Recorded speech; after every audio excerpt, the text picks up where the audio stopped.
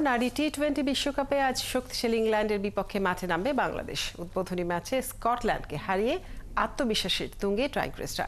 প্রথমবার ইংলিশদের বিপক্ষে জয় তুলে নেওয়ার কঠিন চ্যালেঞ্জ বাংলার মেয়েদের সামনে। শারজাতে খেলা শুরু হবে রাত 8টায়। রহমান পেয়ারের রিপোর্ট। একটা লক্ষ্য পূরণ হয়েছে। স্কটল্যান্ডকে হারিয়ে টি-20 বিশ্বকাপে হারের বৃত্ত ভাঙা গেছে। এবার পায়ের নিচে মাটি শক্ত করা চাই বিশ্ব মঞ্চে। ইংল্যান্ড চ্যালেঞ্জ নিয়ে হাজির হবে টাইগ্রেসদের সামনে। র্যাঙ্কিংয়ে 7 ধাপের ব্যবধান। ইংল্যান্ড 2-এ, বাংলার মেয়েরা 9-এ। কাগজে কলমে হিদার নাইটের দল বেশ এগিয়ে। ভালো টিম, তারপরও আমাদের কোনো দিক থেকে ছাড় দেব না। আমরা আশা করছি আমরা যদি একটা টার্গেটে দিতে পারি, উইনটা আমাদের কাছেই আসবে। স্পিন ফ্রেন্ডলি কন্ডিশনের কারণে ইংলিশ স্কোয়াডে স্পিনারদের আধিক্য। সোফি এক্লেস্টনের কাঁধে বড় দায়িত্ব। শক্তিশালী ইংলিশ বোলিং আক্রমণের বিরুদ্ধে প্রতিদ্বন্দ্বিতা করার জন্য মুর্শিদা খাতুন, ঝর্ণা আক্তার এবং অধিনায়ক নিগার সুলতানার সম্মিলিত প্রচেষ্টা হবে অত্যন্ত গুরুত্বপূর্ণ।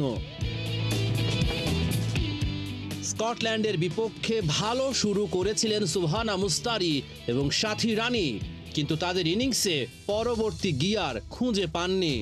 হ্যাপি বলবো না, কারণ হয়তোবা আরো টিমকে কিছু দিতে পারলে ভালো লাগতো। হয়তোবা আমি খুব খারাপ মুহূর্তে আউট হয়েছি, নিজের 50 রানও হয় নাই। তো আমি থাকলে হয়তোবা রানটা আরো 120-এর জায়গায় 125-ও হইতে পারতো। তো আশা করবো এইরকম ক্রুশিয়াল মুভমেন্টে যেন আউট না হই। টাইগ্রেসদের সবচেয়ে বড় শক্তির জায়গা বোলিং। বাংলার স্পিন অ্যাটাকে রয়েছেন নাহিদা আক্তার, ফাহিমা খাতুন ও রাবেয়া। গুরুত্বপূর্ণ হবে পেসার ঋতুমণি ও মারুফা আক্তারের ভূমিকা। প্রথম থেকেই এটা আমার চিন্তা থাকে যে ডট বল করার। এটা আমি প্রথম থেকেই ট্রাই করে আসছি এবং নেটেও যখন আমি বল করি তখন সবসময় নিজেই কাউন্ট করি যে আসলে 6টা বল করতেছি, কত রান দিচ্ছি না দিচ্ছি, এভাবেই আসলে ম্যাচে ওরকম ট্রাই করি আর কি। 2014, 2016 ও 2018 এই 3টি টি-20 বিশ্বকাপেই ইংল্যান্ডের সাথে প্রতিদ্বন্দ্বিতা গড়ে তুলতে পারেনি টাইগ্রেসরা। শারজাতে এবার নিগাররা বদলাতে চান চিত্রটা, তবে বেশ কঠিন হবে কাজটা, কারণ অস্ট্রেলিয়া, ভারতের সঙ্গে ইংল্যান্ডের গায়েও রয়েছে ফেভারিটের তকমা।